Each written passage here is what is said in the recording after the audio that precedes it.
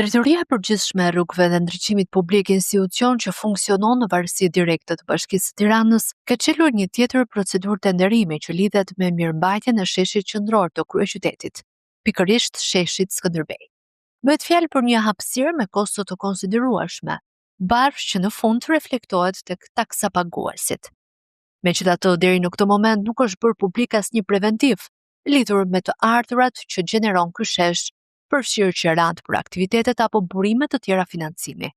Në të njëjtën kohë, mënyra se si janë zhvilluar procedurat e mirëmbajtjes ndër vite ka ngritur vazhdimisht dyshime, pasi fondet duket se përfundojnë tek të njëjtët përfitues.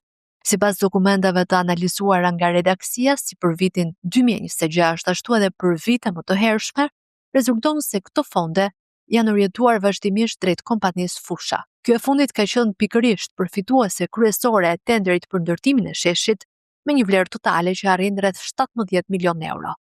Pas përfundimit të ndërtimit, Bashkia e Tiranës ka vjuar të hap procedura të tjera që lidhet me këtë hapësirë, ku në mënyrë të përsëritur fituese ka dalë po e njëjta kompani. Edhe për tenderin e vitit 2026, procedura është aktualisht e hapur dhe operatorët ekonomik kanë në dispozicion disa javë